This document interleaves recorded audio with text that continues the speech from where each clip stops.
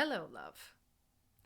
We're going to take a little bit of a deep dive today in this eternal now moment into healing the divine masculine. Okay? It is a Tuesday today. This particular message is a timeless message. I just want to emphasize that. But give you, for whenever you do find this reading, the context and energetically the energy that we are working in currently at the time of this recording. So, Jupiter, Venus, and Chiron are currently in Aries. We have a full moon as well in Virgo, and by way of that, it is Pisces season. So, the sun is in Pisces. And this was a topic or an area that really just sort of came seemingly out of nowhere to me right before sitting down to do this reading. But at the same time, when I looked at what was going on energetically, again, it all kind of makes sense, right? The idea of something coming out of nowhere. Well, let's just meditate on that for a moment because it really doesn't come out of nowhere, does it? Now, having said that, I'm not sure exactly what messages want to come through around divine masculine and the healing of the divine masculine, but I am honoring or dedicating this message and this video to, and this is exactly the words that came to me when I was in meditation getting ready to do this video, to the remembering I'm going to say first actually the transmuting the dysfunctional masculine. That was exactly the word that came through. Dysfunctional, not toxic. We'll get to that in a bit. Transmuting the dysfunctional masculine to the functional divine masculine. And remembering the divinity of the masculine and the role of the masculine in our divinity. Okay? Couple interesting things happened right before getting ready to sit down and record this. When I went to light my candle, and I use matches when I light candles, I went to go zoop, and actually, do I have it here? I do. Basically, I went to go strike the match, and it literally just split right at the top. And I heard the words "deadhead." And then I proceeded to see like deadheading of flowers. Okay. And then I went to go light my beautiful moon lamp over here. I wanted to give it a nice red color since it is a Tuesday and it is a Mars day. And we've got all these Aries energies coming through here with regard to, interestingly enough, Venus, who embodies the divine feminine in the sign of Aries. All these sort of red-like energies. So the lamp was on, and then it went off. and it needs to be recharged, but I take that as a very clear sign and message of. And that happened right after I got out of the meditation, and I'll get to the meditation in a second. So these are both very beautiful, subtle examples of spirit coming through with so much love and gratitude in sharing this to articulate the fact that there is a kind of deadheading going on of false masculine, is what I'm hearing. And that the divine masculine, that light in a sense, going off, what it's saying to me is that there's an energy here of having to check out for a little bit. And that it's all kind of like everything in divine timing when it comes to checking out and having to check out and the need to check out. And this idea of a form of divine masculinity or masculinity having to die for another one to be born again, which leads me to the meditation. So I'm just going to, quick disclaimer here. I have worked with the Lyran Andromedan Emissaries of Light before, with my guides connected to the Lyran Andromedan Emissaries of Light.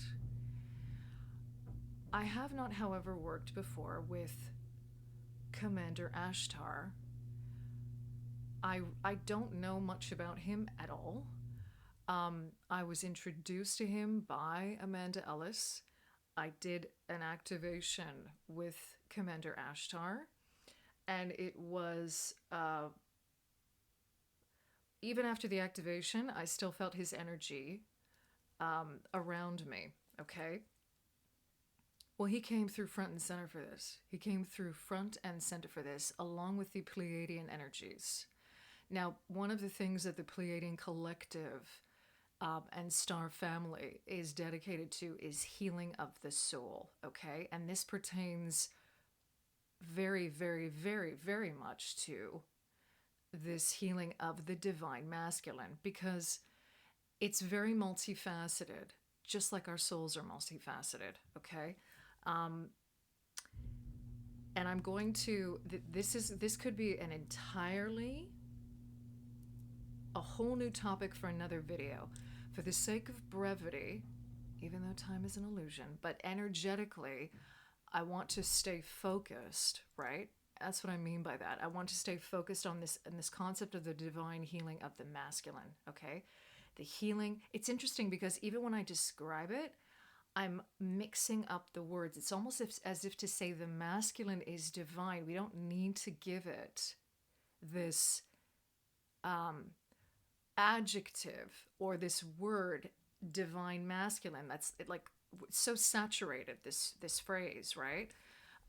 Right now, it's the masculine is divine, period, and it lives in every soul in terms of understanding polarity with regard to the feminine and the masculine, the feminine and masculine that is divine within each and every one of us, but also pertains to what I'm hearing now, the body of a masculine, the body of a feminine, of a man, of a woman, right?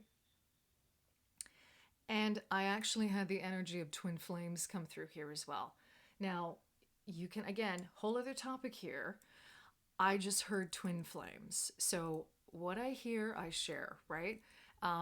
Twin flames, you can, there is a lot of convoluted information out there around twin flame energy, but the focus being on this idea of we have the twin flame energy even within each and every one of us, within our souls, the masculine and the feminine, okay, and how they interact with each other. There's a lot coming through with that, and I do not want to kind of go into that for the sake of focusing the energy here, but we have to understand that just as much, and I'm going to end here, just as much as we need to heal the divine feminine, we need to heal the divine masculine, because the masculine has suffered at the hands of the abuse, the corruption, the misaligned divine feminine. Okay? All right. So going into the meditation for this, before getting into that, obviously connecting again to the energies here of the Lyran Andromedan Emissaries of Light, Commander Ashtar, who again, I have barely worked with, but wanted to come through for this reading, and I'm very grateful for him coming through for this reading. In addition to the Lyran Andromedan Emissaries of Light, I also had the energies, again, of the Pleiadians along with Commander Ashtar come through for this. I saw the planet Mars, but different from how I have seen the planet Mars before. I saw it and I heard the word wastelands, and I saw like a bulrush, and I saw like a very desert-like. Mars is obviously very desert-like, right?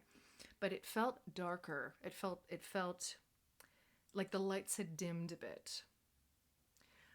When I connect to Mars energy, I usually see a lot of red. Obviously, red in the sand, red in the energy, if that makes any sense to you, right? But this was dimmed. This wasn't vibrant. This was like almost brownie, kind of dimmed energy. And then I heard the song Graceland. I'm going to Graceland. I don't know, and I should look this up before I came on to do this, but again, wasn't really guided to do that. I feel like that's for you to take how you're going to receive it. That immediately makes me think of the afterlife in a way, or the beyond the veil, or transitioning from a death, going to Graceland. I think of Elvis Presley. I think of Graceland and what that means. I think of this place of take it how you're going to, however it will resonate for you, because I'm going to leave that completely open, right? Um, it felt like I'm going to a place finally of peace, of peace. So it's like the divine masculine isn't here anymore. It's going to a place of peace, a place of much needed reprieve. Okay. And now I can't even read my, what did I say here? Yeah, here it is. The divine masculine having died to be reborn again. That's what I heard. And obviously, the focus of this message is to transmute these energies, okay? And then, of course, I was drawn to the fact that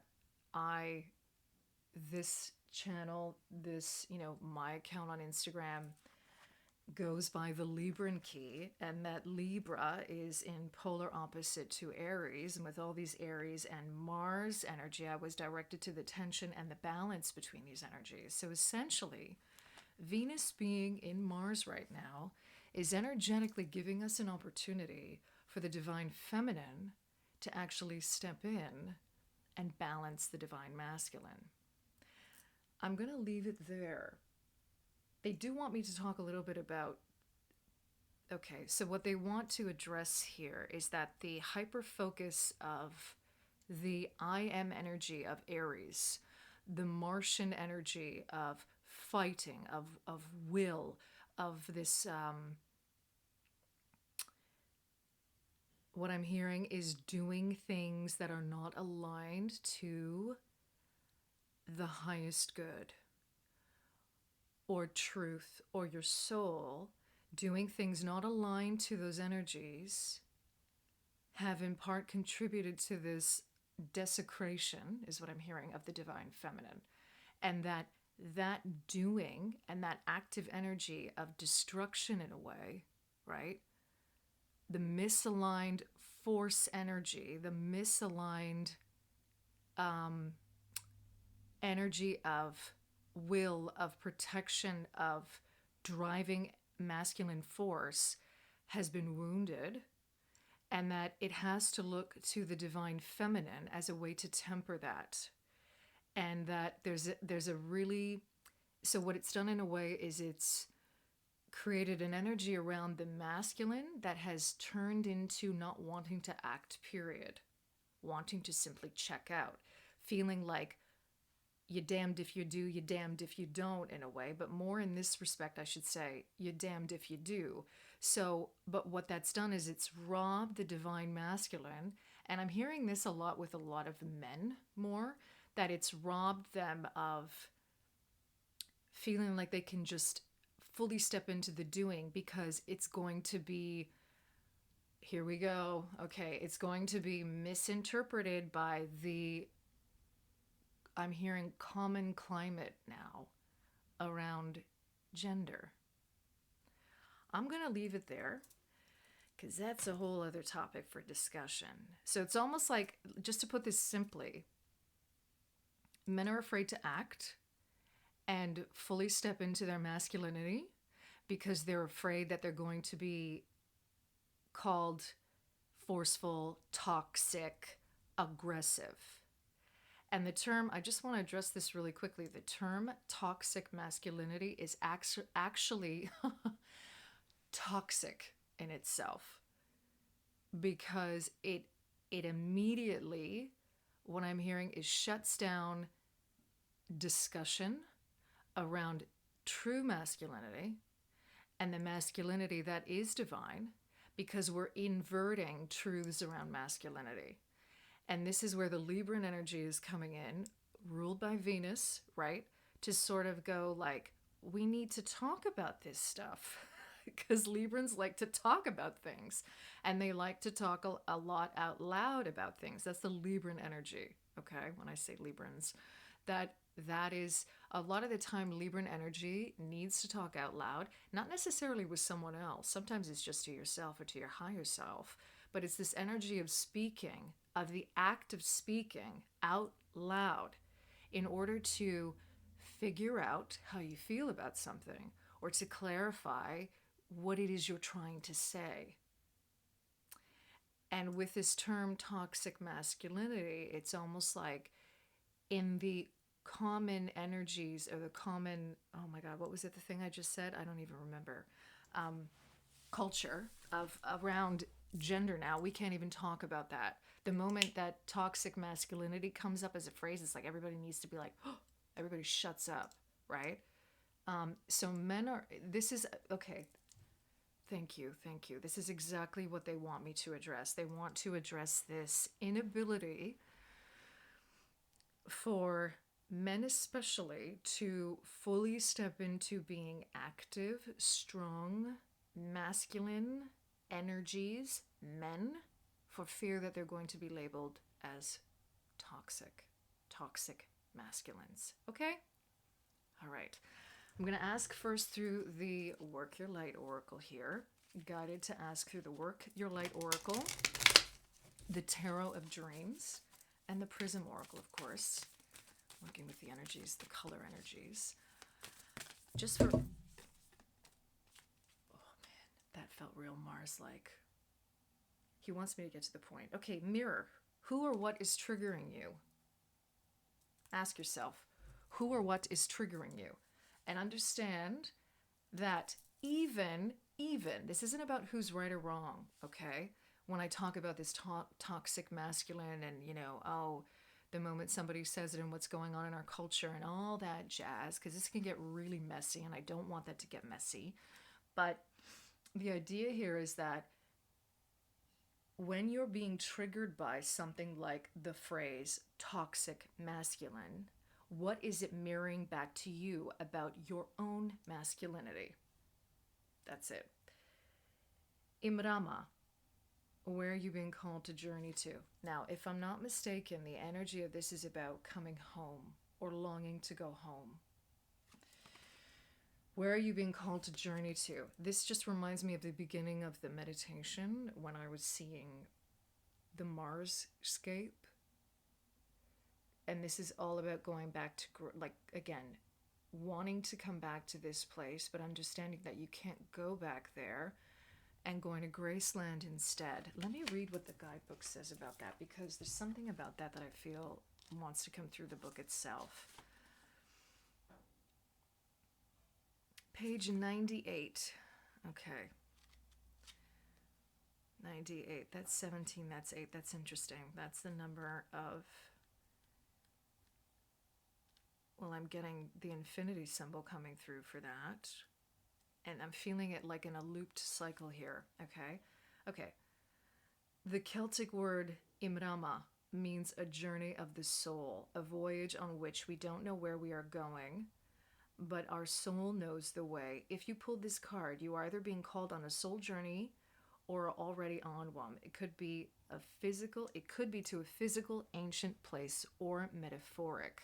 Okay? Okay, a physical voyage. If a physical voyage isn't possible, journey through the portal of your heart. Follow the invisible soul trail and be willing to explore. Maybe read a book or watch a movie about a sacred time or place. Okay, this is all making sense now. So, immediately reading that, I felt the energies of chivalry come through and Avalon.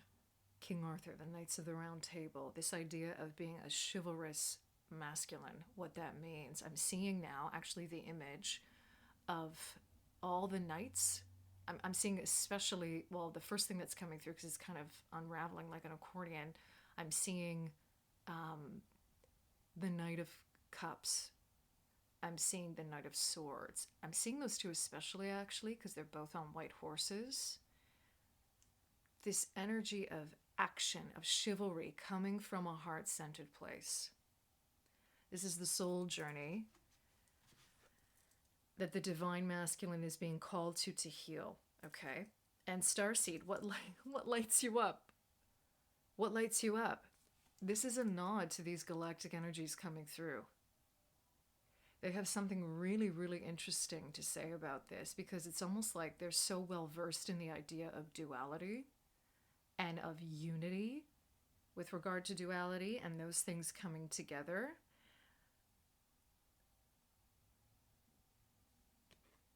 I'm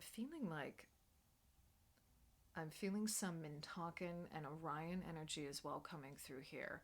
And there's energies around that, again, around loss, around a place that doesn't exist anymore, like Avalon, like the knights in shining armor, so to speak. And I don't mean this in the way that has been inverted, okay, when it comes to men and women, and this idea of a knight in shining armor coming to save me, you know, and these really, the way that they've been dumbed down is what I'm trying to say here, okay?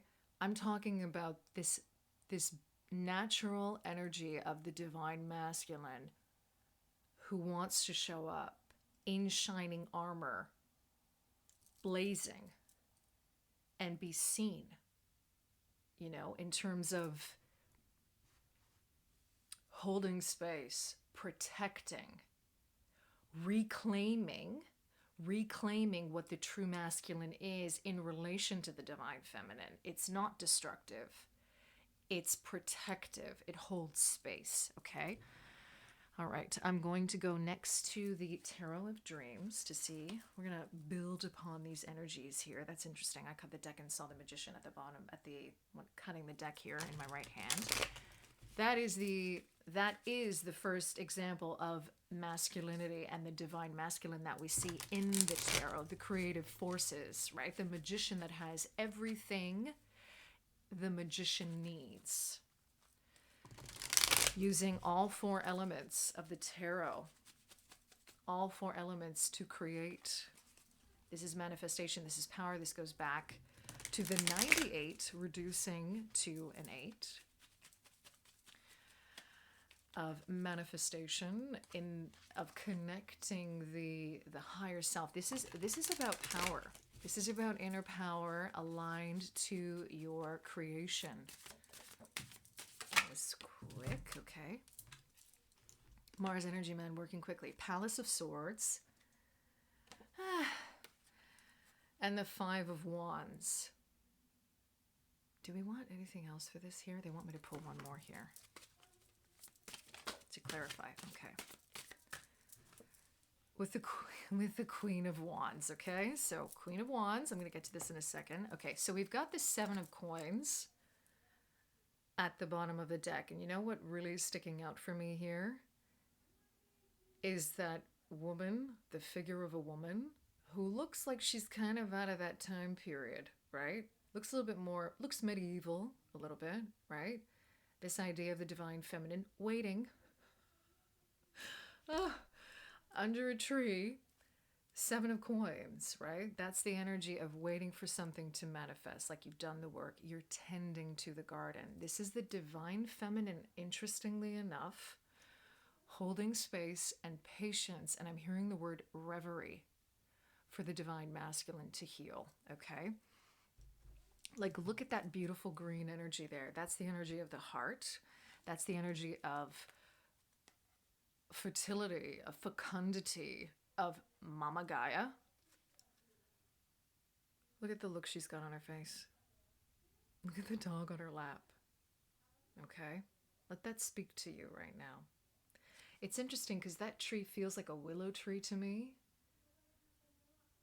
And I think of like a weeping willow. There is a kind of element of sadness here, but it's like, we got to get over it. We got to get over it. We've been through that. Times to transmute this energy. We can do this. I'm here for you, you know? But you'll notice that she's sovereign, That's the feeling that I get with this. Wow, this one's really speaking to me. She's sovereign. You know, it's interesting because we always talk about the dog being man's best friend,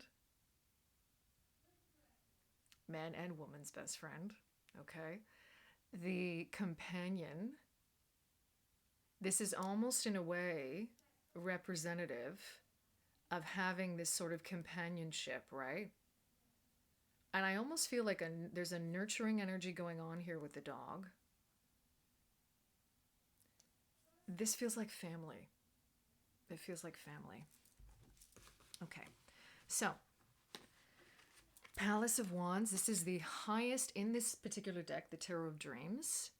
This is the highest energy of air with regard to the court cards, right? Or the pips, the minor arcana. So take a look at that energy. What's really coming through here to me is we're talking about the highest ideals, the highest forms, if you're familiar with Platonic philosophy, right? Idealism, the highest forms, the perfection of those highest forms, right? Except it's not coming through here as in something that's intangible. It's coming through here as the ideal being the truth, the ideal being the truth around the divine masculine, and the conflict around that. All these forces like beating this energy down, and the inner conflict, because when I see the Five of Wands, and interestingly enough, this is Leo, this is Saturn in Leo in this particular deck, right? That energy is a very restrictive energy around self-expression. It's a tempered energy. It's the energy of the heart, the Leo energy, which is a masculine sign, the energy of the heart just expressing itself freely, bravely. I keep on going back to these knights, Avalon. Like, you know, I'm thinking of King Arthur. I'm thinking of, like, you know, the lion heart. Oh my God, like that's exactly what's coming through here. And this idea of like how this energy is being twisted and inverted into toxic masculinity. And it's robbing men, especially men,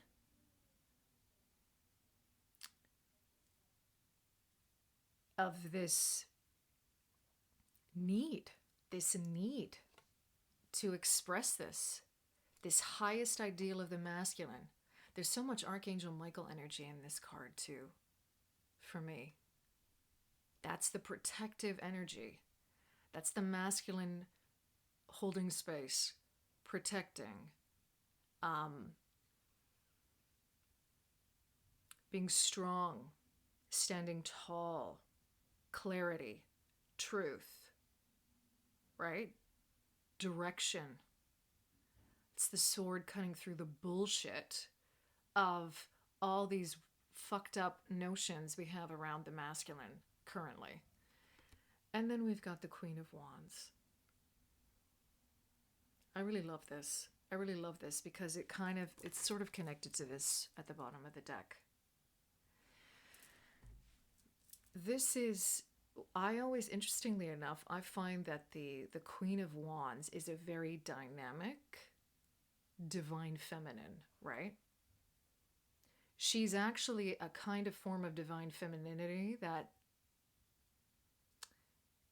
is a little, well, she's got her own inverted, oh my God, this video could go on forever. What I'm trying to say here is that this is, when I see the Queen of Wands, and this is exactly the aspect of her that's coming through here for this particular reading, it's the aspect of the feminine that has been very poo-pooed upon, that's very dynamic and fiery in her nature, that doesn't put up with shit. It's a witchy energy of, and I use that word witchy very, very consciously here in the sense that it's a witchy energy around the the woman that stood in her power and her sovereignty. And oftentimes the element of fire was used to extinguish her. Okay? But I always like to use kind of the analogy here of no matter how many witches were burned, their spirit and the fire that they are, because they are the fucking fire, right? They transmuted and became that fire, and it's continued to live on. I'm not going to go in a whole other direction with that because it gets really, really heavy for me. So I'm just going to end it there. But basically, this is the energy. This is sort of an interesting way to look at how Venus in Aries is coming through here. This Queen of Wands energy is holding space for the masculine now to step up, right? And here she is, she's saying, I don't need you. I don't need you to protect me. I don't need you necessarily to do that. I can stand here in my sovereignty. I can stand here in my fire and do what I need to do. But it's more of a question of you stepping up for you, for your highest good. Because when you're in alignment with your highest good and your true masculinity, and I'm in alignment with my highest good and my truest femininity, it's new earth energy. It's anything's possible. Like, what else could you want, right? Okay. I'm going to now ask for a final message through the Prism Oracle because this video is already at 30 minutes. I did not mean for it to go that far. So, let's see. A way to wrap up this message. I feel like this wants to be. They're really coming through here to inspire. Like this, the fire energy, the air coming through. This is inspirational energy.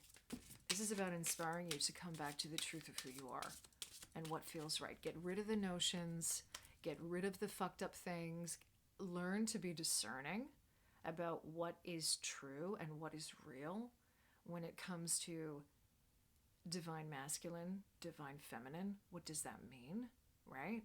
There is a lot of convoluted things out there, and remember that we hold both. We hold both energies within each and every one of us, okay? But this is speaking specifically to men who are struggling or who need to really connect back to their divine masculine, their divine masculinity, okay? Determination is at the bottom of the deck. This is solar plexus energy. This is so divine masculine. I'm getting the energy of the eagle coming through here. That's the energy of leadership, the energy of being a bridge between realms. So it goes back to the energy of Mars coming through here and this Graceland energy and bridging. I'm hearing New Earth again. Just bridging the energy. Creating, like coming back to what is true. And then we've got faith and flow. And I'm just... Okay, so what's really... This goes back to the divine feminine coming in to heal as well. This is about going with the flow and having faith. So wherever you're at right now, understand that it is exactly where you are meant to be. And that, interestingly enough, the energy, this is about finding a balance, coming back to the Libra energy here with Aries. This is about finding a balance between knowing when you need to kind of back off and when you need to be determined, when you need to, move forward, right? Because look at those colors together, eh? So we've got a discerning energy here of the third eye. We've got flow energy here, blue. This is connected to the throat. So there may be a specific nod here to balancing the energies of the solar plexus. What I'm getting with this, though, is it's like needing to be ramped up a little bit. It's also needing to be balanced with regard to, why is it that we invert this idea that anytime a man takes charge now in this environment, it's like he's being aggressive. Can we take a look at that for a moment, and really determine whether or not he is in situations where, I don't know, 9 times out of 10, he's actually not? It's almost like there is an agenda to continue to, like, when I think of all the stories and all the things that we hear perpetuating this idea of toxic masculinity, we have to really take a good look at it. Because there have been, and I'm not saying that, I'm being perfectly clear here, I'm not saying that there aren't examples of the masculine being completely dysfunctional in this world. There are plenty, but, or imbalanced, I should say. But the whole idea is, why are we continually getting that image perpetuated? Why are we so focused on that? Okay? And that's where these kind of energies of discernment come in. And with the flow and the expressive, this goes back to the beginning of the message here about having a conversation, being able to speak about it, not being afraid to talk about it, And this is about having conversations that we kind of don't want to have, or we feel like, not necessarily that we don't want to have. Maybe that is the way for some of you, but I think that it's more about having conversations where the energy or the environment is already hyped up. But we have to start speaking up. We have to start talking about this stuff because it's not going to heal otherwise. And I'm being drawn again to the Palace of Swords. I'm going to end on this note. And the energy of Archangel Michael and the blue ray of communication and clarity and truth in your voice and speaking truth. And being a warrior of that, of being a warrior of discernment, being a warrior of, this isn't about me.